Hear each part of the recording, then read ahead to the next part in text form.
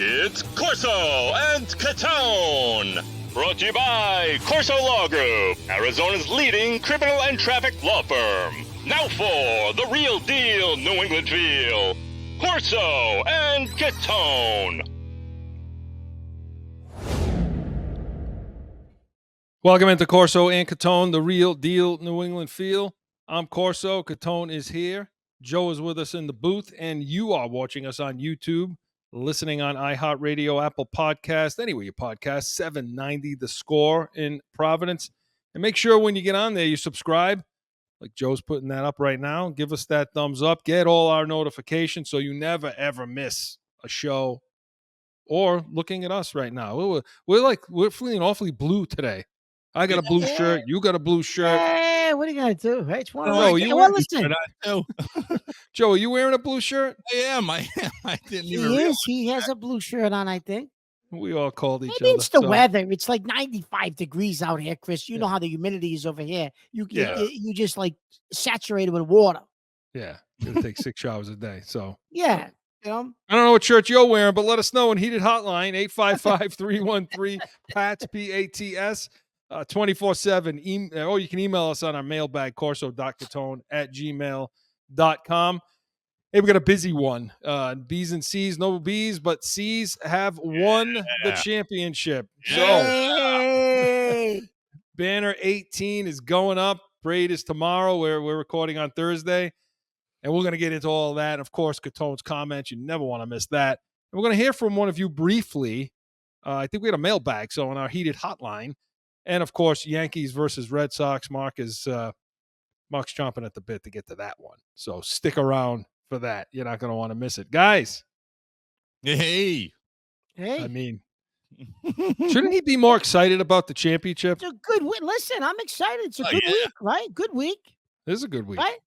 This is we what won number 18. Humidity does to you. It brings you down. Get tired and all run down. Listen, last week we had Brady. This week we got a championship. It's been a good 2 weeks, Chris. There you go. There you go. Right? Jet lag for me, but it's all worth it. You love to fly. It was all worth it. So, speaking of banner 18, let's get into it. We'll break it all down. B's and C's, we're going to do it now. Hit it! The Celtics are the world champions, and they have shown the world how great a ball club they really are. Screenshot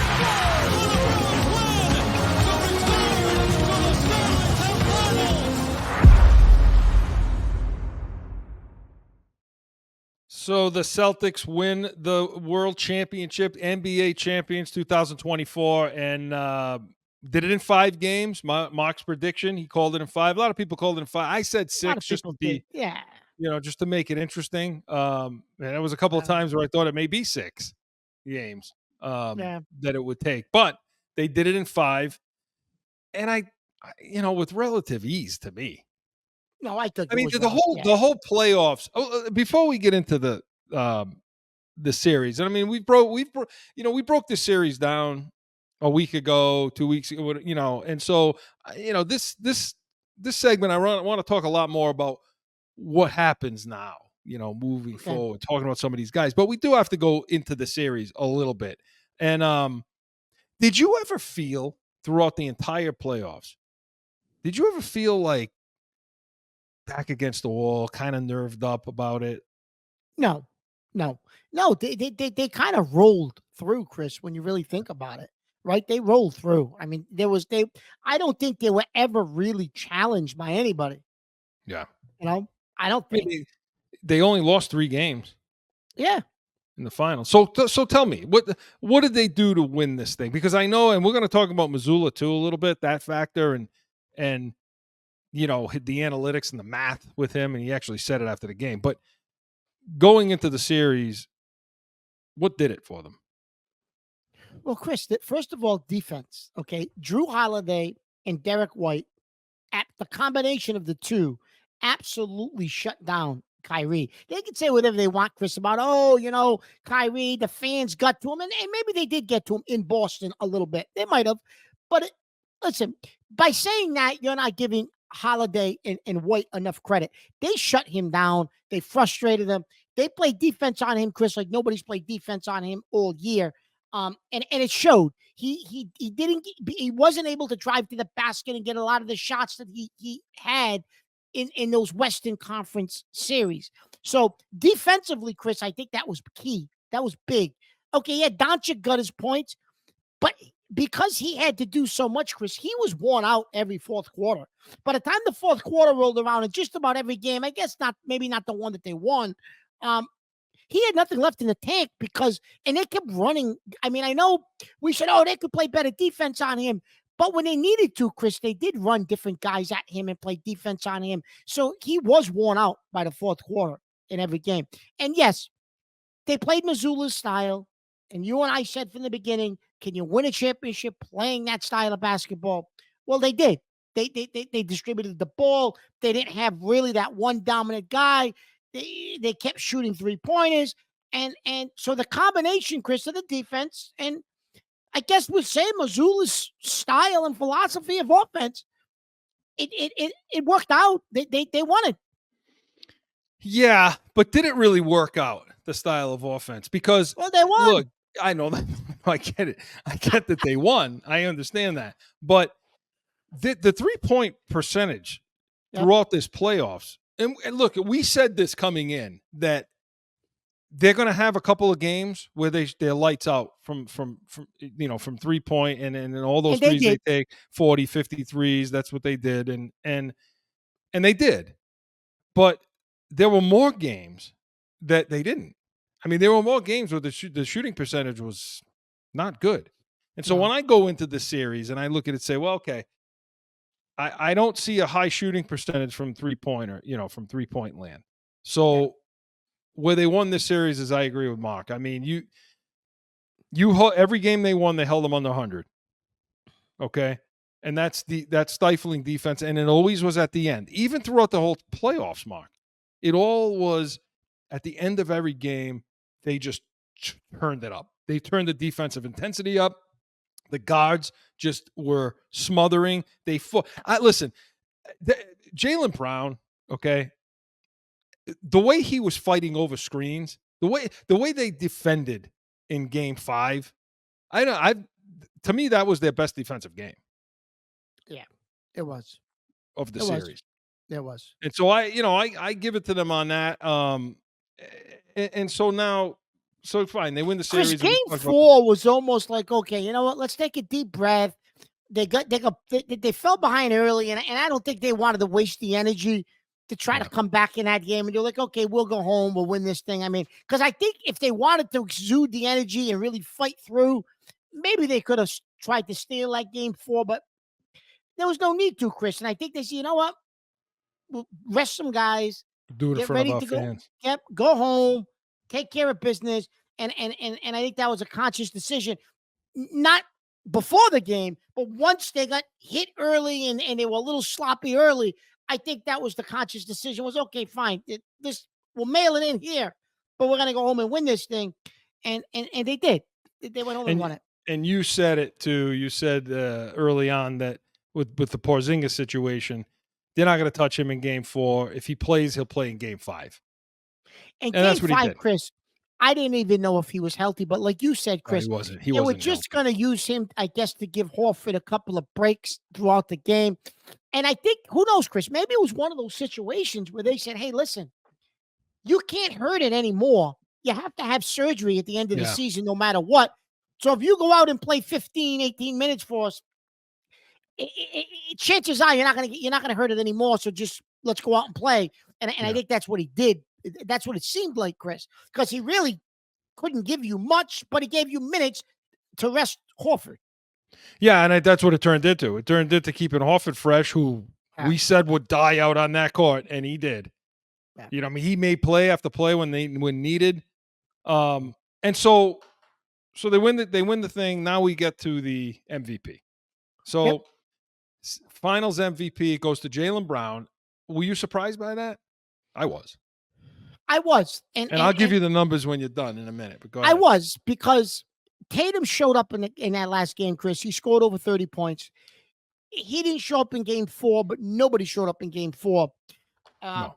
And I thought Tatum, Chris, showed up He had 30 in game 3 also. In game 3, yeah, I was going to say that. The first 2 games, no, he really didn't show up. That game, everybody said, "Oh, we got the almost a triple double." I think people must have been listening to the show, Chris, because I think they took your viewpoint as to, did he really distribute the basketball because he led the team in shots that night, the game that you highlighted on the show, and it was almost like the voters were listening to your comments, because I think those first 2 games hurt him. Well, I will say, and when we talked about it, they for sure hurt him. But what I think more than that, because look, when you go in the numbers for the finals, okay, so you look at points per game. Listen, Tatum edges Brown out in most of these numbers. I mean, you have points per game 22-20. Tatum versus Brown. Field goal percentage 388. Brown had a little bit better of a field goal percentage. 3-point percentage, Tatum was better. Rebounds per game, almost 8 for Tatum, 5.5 for Brown, and 7 assists per game versus 5 for Brown. So the numbers show that Tatum should have gotten this thing. Now, I listen, after game 3 and game 5, I thought those games Tatum redeemed himself enough to get it. And I was surprised, and I thought, it could have gone either way, but I thought Tatum should have gotten it. I did, because when I look at these numbers and I look at the amount of times Tatum was doubled anytime he touched the ball, which was a lot, he did affect the game that way. Chris, do you think Brown But it's on got the defense?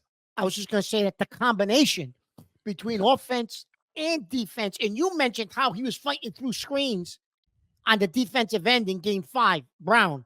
Yeah. Did his defense and the combination of both ends of the court, is that what kind of pushed him over? I think so. Because especially I think in games 1 and 2. Holiday, Chris, was on the fringe, and then he really didn't show up in game 4 or game 3. 1 he did, and I think the last game he did. But Brown, Chris, I think it was maybe the defense. I do this. I'm going to interject. I'll say that Brown was the most consistent throughout with that both gameplay I'll agree with offense that. and defense through the whole. Yeah, I agree with that. That's a good observation, That's Joe. a very good point. Yeah. I agree with that. Yeah, I do. And I think that he carried those first 2 games were so damn important, and Brown really carried them through those games. And so I think that because of that, the taste especially was in the voters' second mouth. game, Chris. That second game was close going into the last 5-6 minutes, and we were like, okay, they're going to close here, and they didn't close. And then game 3, when Doncic fouls out, we were like, okay, they're going to close here too. And they didn't close because the defense stepped up. But to Joe's point, Brown was pretty consistent in those games, Chris. So you mentioned you know what, Holiday. Chris, he didn't make any of those stupid, like he did against Golden State, dribble off the leg, drive into the basket. You didn't see any of those typical mistakes from Brown at all in this series. Yeah, and so, and you mentioned Holiday now. Okay, so I want to talk about Holiday a little bit and some of the Missoula factor. Okay. Yep. Holiday was spectacular. They don't do this thing without him. So so for me, if you're naming an unsung hero, you take Tatum and Brown out of it, it's got to be Holiday. Yeah. And that's what they traded for him. That's why they made the trade, Chris. They did this because they thought he would put them, well, obviously Porzingis as well, but they felt as though Porzingis and Holiday would put them over the top. Porzingis was hurt, so it really wasn't him. But Holiday put him over the top, Chris. And when they got him, you and I said all year, you're going to need him if you're going to win this thing, because we felt that he was underused in the regular season a lot of times. Remember? And we were like, if you're going to win a championship, he's going to have to be something in the playoffs for you. Yeah. And he was. And I said it several weeks ago. You did. What he provides. Now Boston fans can forget Marcus Smart because now you know what a point guard looks like.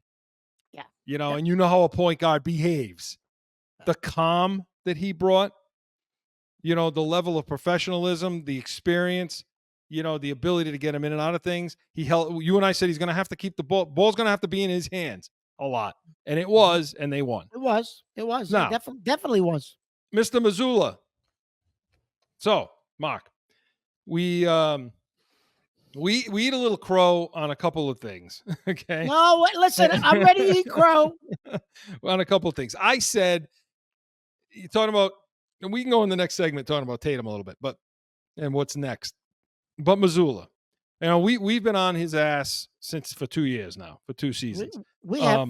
Especially with the math. Now, I still don't agree with, after the game, he said it right after the game. Confetti's falling. He's saying we won this with math and effort. So listen, he believes it. He believes in the numbers. He believes in the analytics. He does believe it. But where I will eat crow is this. Yeah, go ahead. I will eat it on this. I still don't agree with the math. But what he was able to do was he was able to provide a calm for a team with a lot of talent. He was able to be such a professional with these guys. And he outworked the room. He really did. He outworked the room to a degree where they respected him, to the point where they were willing to give up and sacrifice numbers for what he believes. And he imparted that on his team, and they bought it. Mm-hmm. So to me, hats off. Yeah, Chris, you brought up calm. So he did bring a calm to this team because, listen, make no doubt about it. This team had a lot of pressure on them, Chris. Yes, they were the best team all year from the opening tip back in October, early November to June. They were the best team in the NBA. And a lot of pressure went with that. And a lot of the baggage and the monkey on their back from last year, from the Golden State series. And Missoula, Chris, you're right, was the right guy to say, hey, this is how we're going to do this. This is how we're going to play. We're not deviating. Stay with the system. Stay with the structure. We're going to win this thing. Don't worry about it. We're going to win it. And that calmness, Chris, you're right. I think rubbed off on the guys because they bought into, like you said, the math, the effort, they bought into all of that. Yeah. So, and I am going to say this, Chris, nobody really gave him credit. I'm going to give Brad Stevens credit because he brought in the right pieces, because Danny Ainge, Chris, would have never traded Marcus Smart. He loved him. He wouldn't have made that deal, I don't think. Yeah, you credit Danny Ainge for the draft. You credit Brad Stevens for everything since. And you're right. He doesn't get enough credit, and that's what GMs do. I mean, they're never going to get that credit. But they're not here without Brad Stevens. No, they're not. He deserved the executive of the year. And I think Stevens, Chris, is the guy that pulled the trigger on Missoula. Everyone said, well, who's he? What the hell? Is he crazy? When Udoka got in trouble, they're like, he's not ready for this. Right. At this level. Yeah. But Stevens had faith in him. Yeah. So it's definitely a close-knit core group from top owner all the way to bottom. And Chris, they all mentioned it after the game. Yeah. After the game, Holiday and White and they all brought, that whole tight-knit group. It was so evident. It works. They love playing with each other, these guys. And I want to talk about how long you think they can keep this together. Just giving you the numbers. Tatum's going to get his max deal, okay? Yep. So he signed through 2025 right now. He's 26 years old, but he's going to be tied up for about 5 years. Jaylen Brown, okay? Where is it? Jaylen Brown has got 5 years left on his contract. Drew Holiday's got 4 years left. Porzingis 2 and White 1. Okay. They're already talking about extending White. I think next year they'll see about injuries with Porzingis. The point is, these guys are going to be with each other for at least 2 more years. Would you agree with that? Yeah, I would say. And when Brown signed his max deal, Chris, they said that you had basically a 3-year window, because then after that, when you re-sign Tatum and how you move forward after, they said you might have to, at the end of the 3rd year, get rid of Brown. And there was some ways to do that after year 3 in that contract that he signed. So that's, everybody said, okay, you got a 3-year window, win as many championships as you can. Maybe you win 1, maybe you win 2. Maybe you win 3, but at least maybe you should possibly repeat, right, with all the guys that are coming back. So conceivably, if you can manage Porzingis and keep him healthy, does anybody in the East really scare you if you stay healthy?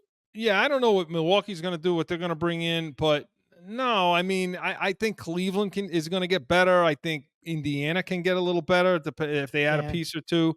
But no, I mean, they're the class of the East. I mean, I think you're just simply looking out west to see, is this team a dynasty? And Yeah. a lot Yep. of people are saying, well, no, I mean, they're not going to be dynasty. NBA teams don't do that anymore. The last 5 NBA teams have not repeated. The last 5 champions have not repeated. And I will say But this: if you but go down Brown that and list, Tatum, Chris, Brown and Tatum could possibly take that leap.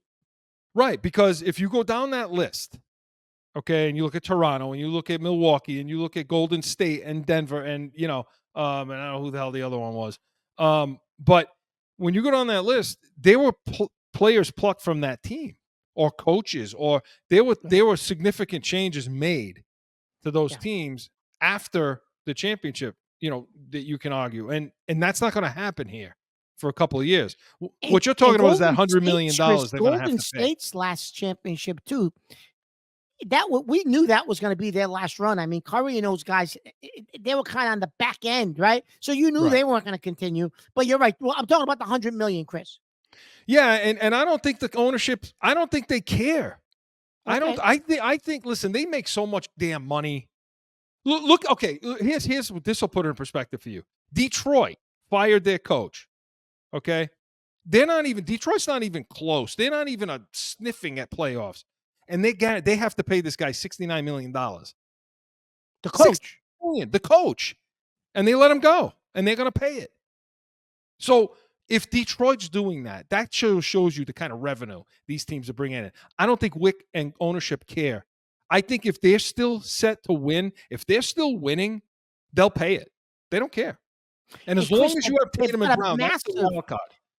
What is it? Well, the wild card, indifferent with all those other teams, is you got Tatum and Brown. Tatum and Brown are the draw. In their prime. Yeah, they're prime, and they're the draw for the ancillary pieces that you can bring in. Yeah. And Chris, the NBA is on the verge of signing a huge new TV contract with someone. Right. It looks That's a like they're good going to point. leave TNT. It's going to be worth big money. So Yeah. The revenue stream is going to be incredible for these owners. So you're right, Chris. The revenue will be there because this new TV contract's going to break all kind of records for the NBA. Yeah, I mean, like I said, if those two guys are there and they continue to win, I think ownership won't have a problem doing that. And so can they be a dynasty? Sure. Can they repeat? They should repeat. Talk about that, getting over that hump. So Brown won MVP of the Eastern Conference Finals, and he wins MVP of the finals, right? I like that happened. I like that because that's the carrot and the stick for Tatum, because Tatum hasn't reached the pinnacle yet. Yeah, he won an NBA championship. He hasn't won a league MVP, but he hasn't won a finals MVP, Eastern Conference MVP. Like there's still that, okay, let's go repeat and I'll dominate this time. And now I'm gonna get my MVP. That's still there for him. Whether he can do it or not, I don't know, Chris, but that's still there for him because he didn't do that in this playoff series. I agree with that. I agree with that kind of motivation. But I've been hearing a lot about this over the last couple of days, about what's the motivation for these guys? What's the motivation? Mhm. If you notice the people that are saying this, they're not people that have ever lifted a trophy. No. They're not people that have been in a locker room, that have ever been part of something like this. They got the taste. And that's something Frederick Maxwell was trying to explain, I think, the other night. He didn't do a very good job of it, but he was trying to. And that when you win, okay, and I get it, when they lost and that gave them the juice to say, I don't want to ever feel that again. Well, it's just as potent on the other side. When you win, the feeling of that the euphoria of winning and that feeling of being the best and nobody can touch us, that's addictive. And if you're a winner, when you feel that feeling once, you want to feel that feeling all the time, Tom Brady. And so that in itself, nobody's saying that enough, that itself is a motivator. I'm not satisfied, and that makes a difference. Now, health becomes an issue because you look at Jason Tatum, okay? He played, he was number 8 in the league, and I thought he would be closer to the top in minutes played throughout the seasons. He played a lot of minutes. He did. And then if you take the playoffs and put it in there, he's probably number 1. So with that much wear on this guy, and he plays a lot, and he very rarely misses, and now he's going to go play in the Olympics, Okay. Are you worried about the fact that this dude needs to just sit down for a while? Well, yeah. You know what? I almost, as a franchise, would almost say, Jason, do you really want to play in the Olympics? I mean, I know it's a gold medal. It's a once in a lifetime thing. You get to play with these guys. It's like a big party, all-star game for these guys. But God forbid you get hurt out there. Now what?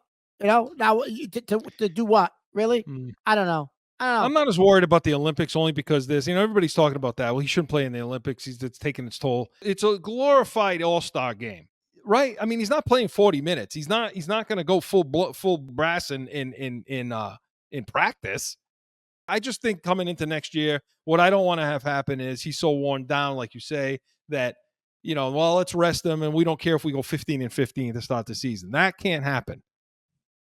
The issue next year, Chris, is you got lucky this year that you managed Porzingis really well, and for the most part, he played in a lot of regular season games. Yes, he got hurt in the playoffs, but sometimes in the regular season, Chris, he only plays 50 games and he misses 32 in the past, 40. He didn't do that with you. He didn't miss 40 games, regular season games. No, so but I did think they managed him very well. He still got hurt in the playoffs, but I thought they did a good job of managing him. I thought Mazzulla did a good job all season with everybody. Yeah. Managing them well. I thought we kept questioning a lot of times the substitution packages and those kinds of things. And then at some point in the season, you and I said, yeah, you could see what's happening here. I mean, he's trying to get these guys mixed and matched and rested when he needs to do. And he did it. I think, he did a good job all season long. Now, part of them staying healthy is the fact that they won.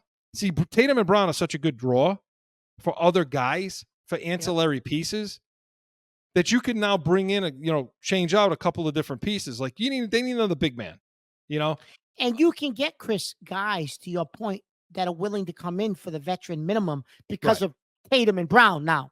And that keeps you healthy because it keeps your guys resting and you can still win. Right. So I think they're going to be okay moving forward. What about Mazzulla, Chris, moving forward? Now, but does he have to get an extension? I think so. You got to lock him up long term because he is. I don't know. I don't know what his contract looks like. He's young, obviously. Yeah, he deserves it. I mean, you want a ring. You put a banner up there. You deserve it. I mean, period. Yes, he deserves an extension. Absolutely. The last thing I'll bring up before I know we're going to move on is the comment was made that they'll never win a championship with Jason Tatum. That's right. I knew you were getting there. I was hoping we could get the break without that. I said it. Okay. I did, and I'll eat it. I said they would never win a championship with Jason Tatum. Now, yes, I did say that, and obviously I agreed with you. And I'll say this: I agreed with you. I did, but not to be revisionist. But in our defense, what we said was they'll never win a championship with Jason Tatum having to be the alpha. So did they? Did they win a championship with him having to be the alpha? And Chris, that's a great point because he was not the alpha. He didn't have to be. What he showed me is that he's the alpha in a different way. That we weren't expecting. Explain it. He's the lead by example kind of guy. Where it's not the flash, it's the rebounds, it's the assists, it's the points when you need it. It's taking on the double. It's taking on the questions. It's taking on the criticisms. It's taking it on with a badge. Okay, fielding that for his team. He's a complete basketball player. Okay. And he's a leader in that sense. So you can be a leader. So there's an alpha. That's an alpha too. Okay. So you can be a leader without being the 40 points, 30 a game. The Steph Curry alpha or the LeBron alpha. Right. He's the alpha in a different way. Okay. Right. Which he says he got from Al Horford, which I believe him. And I'll take that. That's a very good point. That, So congratulations to the Boston Celtics, banner 18, 2024. Parade Friday. Champs. Title Town, baby. Title Town. B's and C's was presented by CORSO Law Group, Arizona's leading criminal and traffic law firm. CORSOLawgroup.com. Allow us to be your voice. Hey, we come back. Buckle up. Catone's comments is next. No one ever thinks they'll be in need of a criminal or traffic lawyer, but things happen. Whether it's a traffic ticket or more serious issue, go to CORSOLawGroup.com and talk with these expert attorneys. Time for Catone Comment!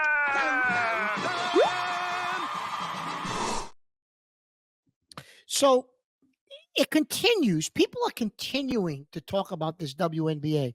Not that Caitlin Clark didn't get picked for the Olympics, and the players are still complaining. We don't get paid enough. We don't get the respect we deserve. It's good quality basketball. Listen, the WNBA is operating at a $50 million loss right now, currently.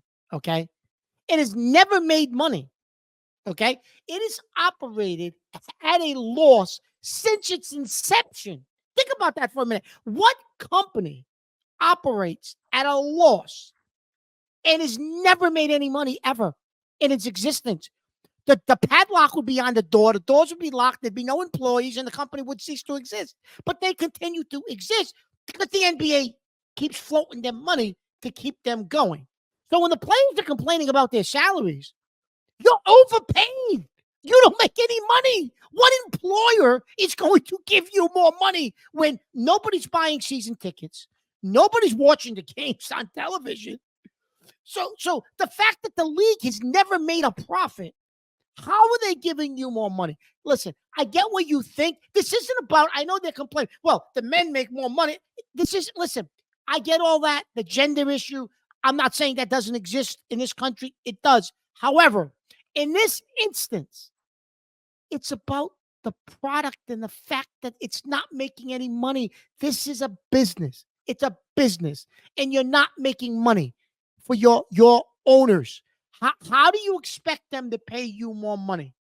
The one shot you had, the leadership of this league and the players screwed that up because Caitlin Clark was your one chance to try to maybe operate this league at a profit and maybe cash in on her fame and the fact that she was the most popular women's basketball player in the world.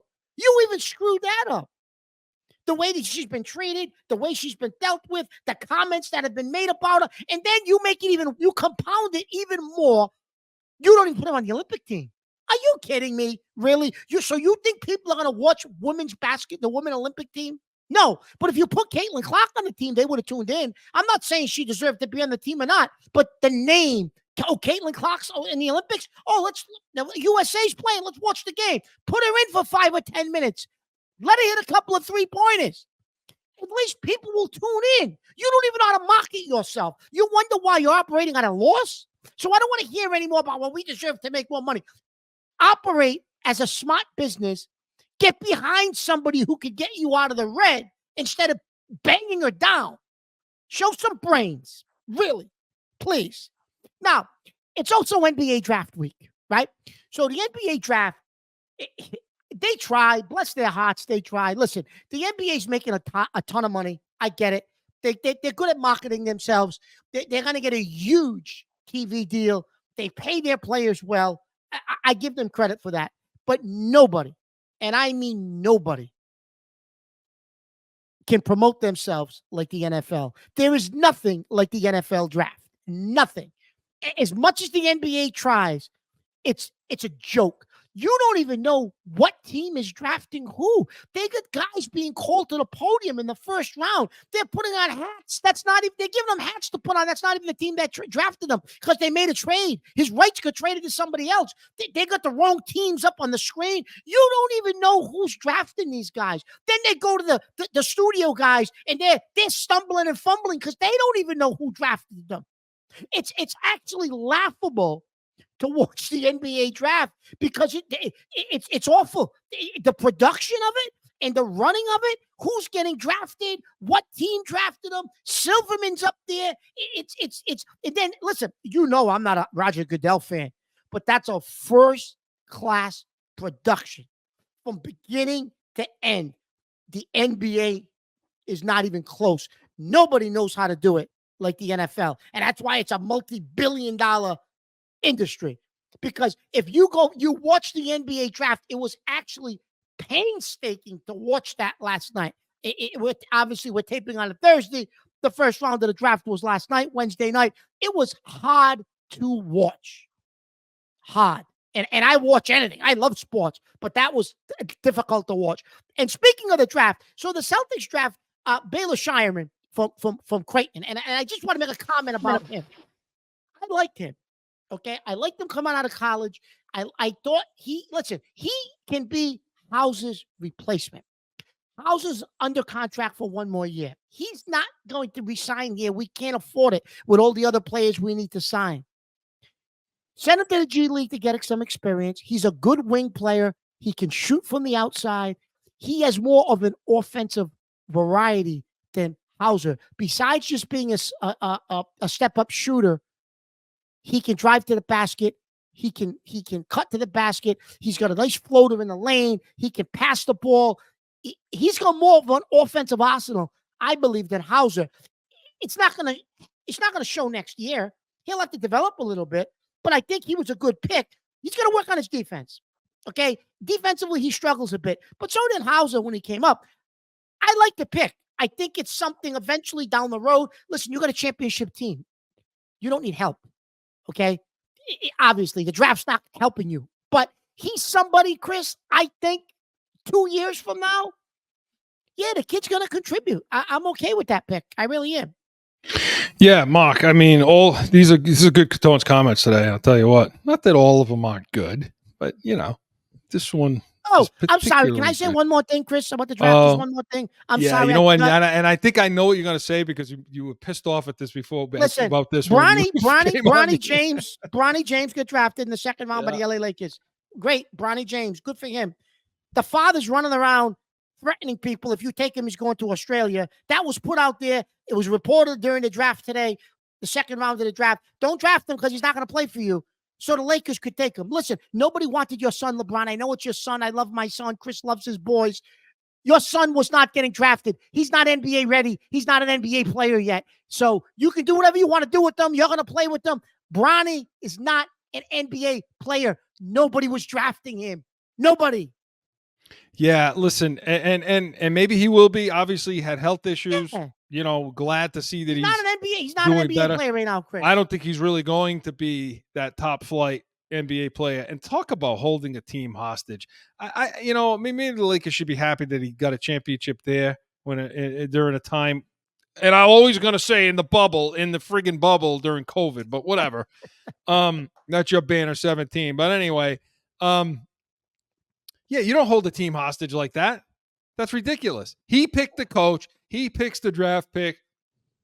You're gonna know why you suck. That's why you suck, Lakers. And we're gonna pass you 19, 20.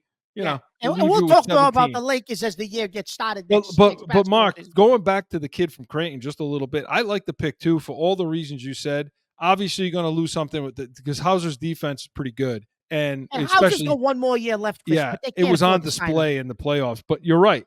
But this kid, Creighton runs as much of a pro-style offense as you're going to find in NCAA in basketball. And Stevens is quite close to the coach there. And so I know they've been looking at this kid and getting report and information on this kid. And I think he's good in the pick and roll too. I for all the reasons you said, I like the pick. What are you going to get there? So I like the pick. And he's a 5-year starter, Mark. So I think he'll be ready quicker than you think. Okay. Yep. So, but getting back real quick to the I know this is your favorite topic. The WNBA. Not only that, okay, yeah, you're not supposed to get paid the same. You don't fill Chris, the seats. You're you a don't do anything businessman. to get You paid own that your much. own company, Chris. If you're operating in a loss through your entire existence, you're lucky you're even operating. Listen, I treat men and women the same. I don't care. Okay? I don't care. I treat you the same. You wanted me to treat you the same? Then I'm treating you the same. You don't produce, you don't get paid. That's it. Now, it's not, it's gradual. But aside of that, and the thing you didn't mention really is how stupid are you as players anyway? I mean, you're over there and you're caddy. I'm gonna say it. You're freaking caddy, okay? Because look at what you're doing to the moneymaker. I mean, they're so pissed off about Caitlin Clark and that she's doing it better than them. And what about the people that came before her and all this other nonsense you're crying about and you're pushing her around and you're kicking her. Yeah, get her hurt and see what happens. Get her hurt and see how the crowds go down and nobody buys anything. Because they're playing in front of record crowds anytime she comes to town. Yeah. Because she's good. She's good. She's the best player in your league. That's it. She's the best player in your league. So promote it instead of being idiots like Reese and those other fools over there, Mark.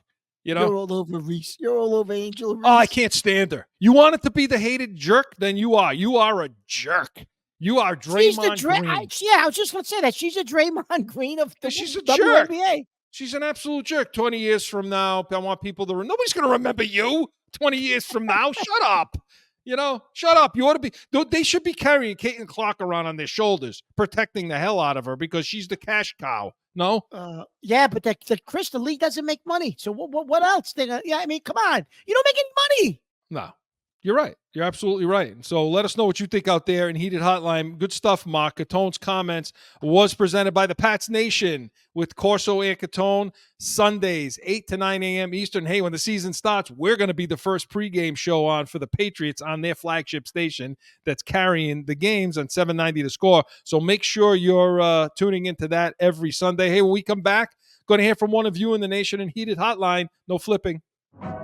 Sundays are for football. And here in New England, that means it's the Pats Nation with Corso and Catone. You have the worst wide receiver room in the National Football League. This is why the Patriots need us in the draft room. Let's see what the Pats Nation thinks about that, Mark.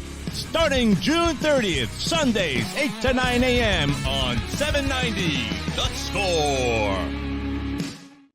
Tomorrow, Mark. Tomorrow. Tomorrow. Kickoff Pats Nation tomorrow. Make sure you're all tuning into that. It's going to be fun. A lot of introduction, a lot of talk, catching everybody up. Good stuff. So what's also good stuff is to hear from one of you out there in the nation, and we're going to do it in Heated Hotline. We're going to do it now.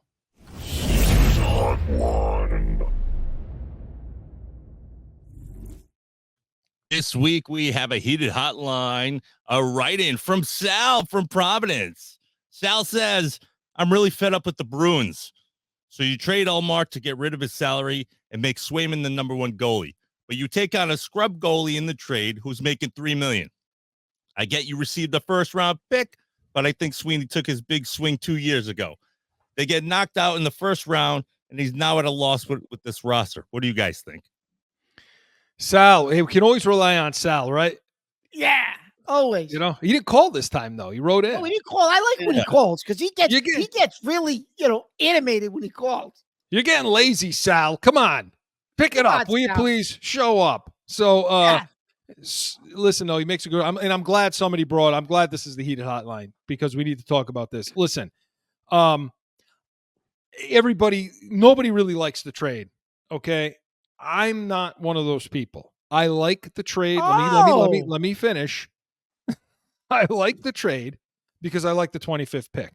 You're getting a number one pick, like a first round pick for Allmark. And you have to understand, yes, he was a Vezina Trophy winner 2 years ago. I get it, but he's not now. And everybody knows that he's got 1 year left and they can get him in a year anyway. You know, if you're Ottawa or any of these teams. So his value is depressed a little bit. So, are you going to get a top 10 pick for him? Are you going to get a top 20? Probably not. Anyway, a lot of people thought you wouldn't get anything in the first round. So I like the 25th pick because you need help. You need some center help. You need some defensive help. You need that kind of thing. What pisses me off about it is how, weak the front office is in Sweeney in accepting Corpusalo in this deal. Did you really need to, Mark? Did you really have to take him, or could you have traded? Don't you think they would have traded 1-for-1? 25th pick for Allmark. Yep, positively.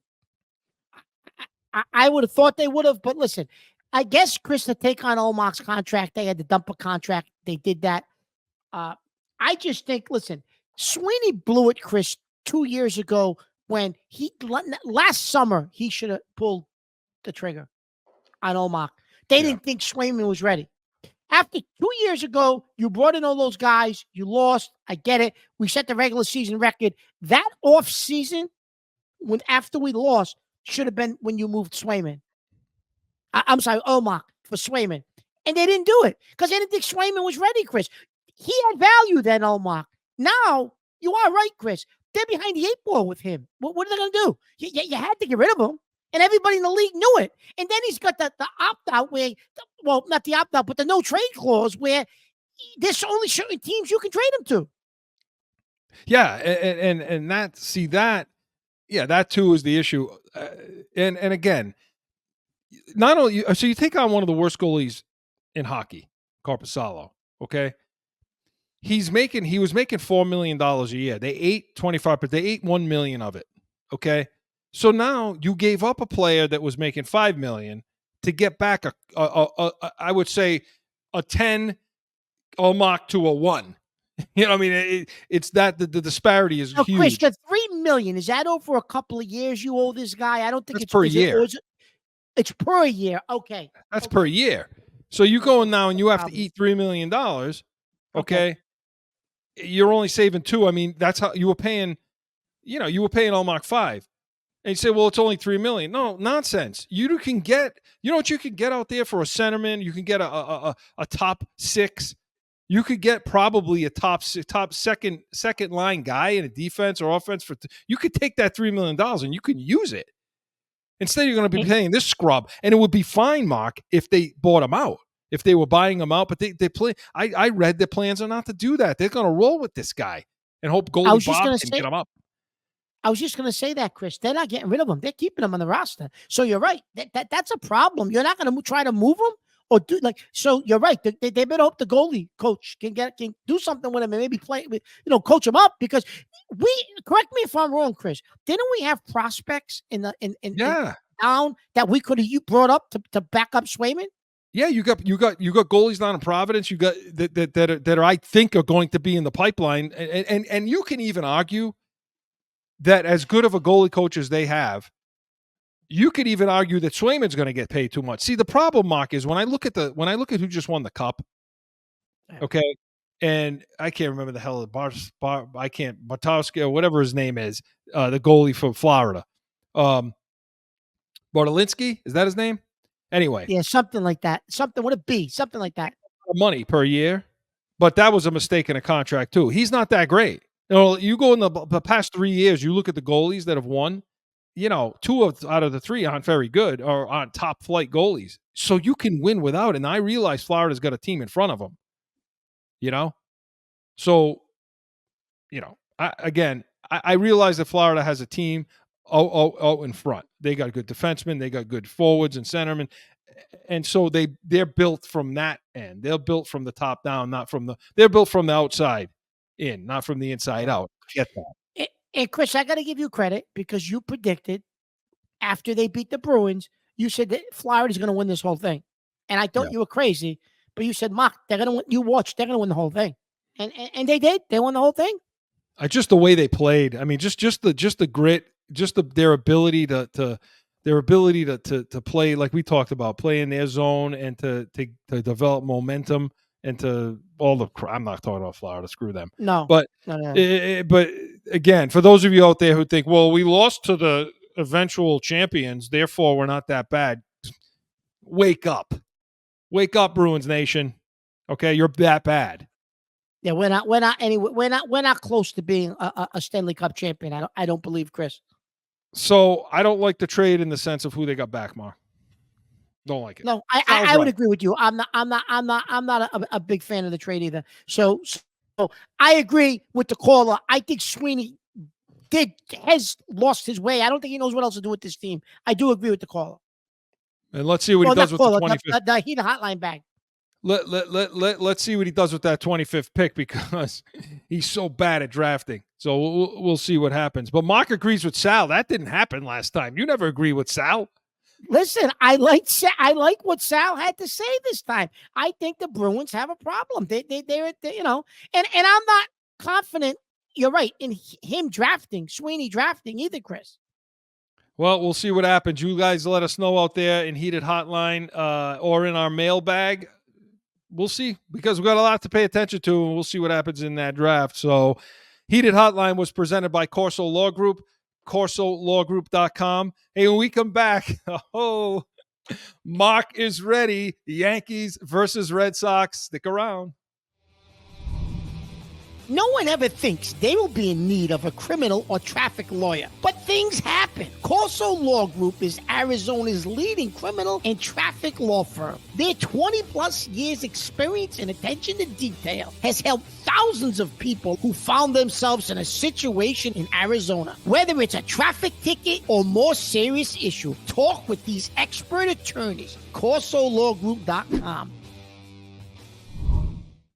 Back in with more Corso and Catone, the real deal New England feel. All right, Mark.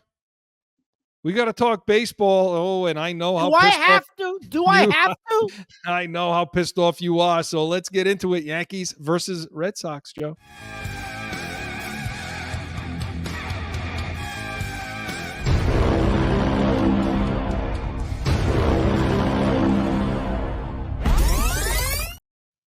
Okay, Mark, who do you want to do? Who do you want to handle first? Which team? Which one of these teams you want to deal with first? I guess we should probably talk about the Yankees first, Chris, because they're playing so bad, right? Because that's and then how we'll pissed get into off the you Red are. Sox. Oh, I'm pissed off. I'm I am livid. too. I'm livid. So they've lost series to Baltimore. They've lost series to the Red Sox. They continue to Mets. lose the Mets. And they're not just losing, Mark. I mean, they're losing They're by getting their face. They're getting their face kicked in. They are getting their ass kicked. And they're now 52-31. I mean, we're recording on Thursday, and they're losing 8-2. I'm assuming they're going to lose They're going this to lose game, tonight. which will bring them down to 52-31. That will be 4 in a row. Yeah. It's bad, but why? So, Chris, a few things, right? So, number one, they're falling back into their old trap of home runs or bust, where they weren't doing that early, right? They were manufacturing runs with singles and doubles. Volpe was playing well. Verdugo was playing well. They were getting some timely hitting from other guys when they put him in the lineup, like Cabrera. Rizzo. You sure Missoula's not coaching this team? You know, with all the 3-pointers, the home runs, the 3-pointers. Go ahead. Here we go. No, listen, Joe won a championship. We ain't winning a championship the way this team looks right now. Give Joe some credit. I'm Joe's fan now. Listen. So, listen, the Yankees, Chris, Gleyber Torres stinks. Okay, he stinks. He's having a terrible year. DJ LeMahieu, it's time to part ways with him. He stinks. LeMahieu's done. He's washed up. You gave him that contract. You can't even bring him back next year. They're going to figure out what to do with him. Rizzo was having a terrible season anyway, but now he's out for 8 weeks. He's hurt. The other glass, the China doll, Stanton, he jogs around the bases not to get hurt. He literally jogs. He's not running, so he doesn't pull anything. And he pulls a hamstring basically in a fast walk. He wasn't even running. It was like a fast power walk. And he pulled a hamstring. That's a disgrace. So he's out. So you got guys, Chris, that are struggling, guys that are out. Wednesday night against the Mets, Chris, after Aaron Judge, you know what the lineup went for? 1 for 20. 1 for 20 after Aaron Judge in that game Wednesday night against the Mets. How are you winning? How are you winning, Chris? The starting rotation, which we praised in April, May, well, they've died. Lewis Ill, the rookie, has come back down to earth. Garrett Cole got absolutely smashed by the Mets. Your bullpen is falling apart at the seams. The back end of that bullpen is awful. Whenever you're going to go to the bullpen, it's you're going to need you have to trade to bring in guys to trade deadline. Yeah, it's now 9-2. They just hit a home run. This team is back to where they were. Yeah. The previous couple of years, it's not good. I don't know if Boone is the guy to turn this team around. I just don't know if he is with all of these issues, Chris. The lineup is now showing its flaws. The starting pitching is struggling. The bullpen needs all kind of help. Are you confident Boone can turn this around? I'm not. No, I wanted Boone gone 2 years ago. And the only reason why the players want him is because most of these guys don't know anything different. You know, you know, and even if you came over as a free agent or something, yeah, you know, you're happy to put the pinstripes on, so whatever, you know. But the guy that can get it done is in Boston. Talk about Speaking of them which- for a minute, Oh, because speaking of which, this is a team now that's 43-37 as of Thursday, and you know they're not gonna. Now they 8 back for the division. Not that that's, you know, they're gonna catch anybody there, but they're 8 back. They're what? They're in the wild card if it started today, and I hate that. I hate that. If the Oh, I hate playoffs that. started today, yeah, I hate that. you know, I hate you that. still But got Chris- half a season. But Chris, listen, I still think Cora is doing it with smoke and mirrors. Chris, look at look at that team. They're not good. The starting pitching is playing way above their heads. They're getting decent starting pitching. Yeah. Their bullpen, he's patched them together. The bullpen is really shaky, but he's piecing it together. They struggled early, Chris, with their bats, but the bats are coming around now for the Red Sox. The bats, you and I thought they would hit, but everything else would struggle this year. We thought they'd have no starting pitching and no bullpen, but they'd hit, and they'd probably finish around 500. But they're getting pitching. And now the hitting is coming around, Chris. This It's team, 6 games over 500. listen, Cora, if this team makes the wild card, Cora should be manager of the year with this team. Crying out loud. I mean, they're Really? on pace. They're on pace for 87 wins. So let me ask you this. Do you go and bring in a couple of pieces at the trade deadline if you're the Red Well, Sox? I'll answer that, but I will want to say one thing about Cora. Yep. The biggest thing about Cora is, I think you just said it too, he's getting these guys to play. You know, they got every reason to just say, screw this. Devers got screw this. I'm not dealing with this. They're not giving us anything to work with. Nope. So to answer your question, no, they're not going to be buyers. They're going to be sellers. You don't think so? No, because this is what they have a plan. They got this stupid ass plan in their head, okay, which is to not be a luxury tax team anymore. Henry doesn't want it. He's not even there. He's invisible. He's never around. He's done what he wanted to do with them. He's still making loads of money with them. They're not going to buy anything. But this time, this may be the final pin in the balloon. This team may actually quit because I don't you're think they'll sitting- quit on Cora. I don't think they'll quit on him. maybe to save him, but you know he's But that's going what there. speak He's to going that, next Chris. year. I was going to say, do you think he coming? If they make a wild card, do you think he comes back? I still don't think he's coming back because I still don't think that if these people saying, well, they're looking at Alonso. Is it Alonso for the Mets that they're talking about? You know, they should be Yeah. in on him, and you know, Yep. because the Mets are going to sell. They're not going to go do something like that. They're not going to do it. And the reason why this team will quit, because Cora's going to quit. Because at this point, Cora's going to say, you know what? Screw this. I'm out of here next year. I'm going to wear pinstripes next year. I'm going to win a World Series because I'm going to get those guys to win. I'm going to get those guys to play small ball because Boone sucks. And you know what? They're not. They need to. They should. Listen, Arizona, the last 3 World Series had a wild card team in it. Yeah. What the frig? Those teams get hot, and you're right. They make runs in the playoffs. Those wild card teams. So why wouldn't you're you right. want to If they do don't- that? If they don't make a move at the trade deadline, I think you're right, Chris. I think Cora will wash his hands and say, "Okay, now I'm done, officially done. I'm not doing this anymore. We got another shot to do something, and you don't get me any help."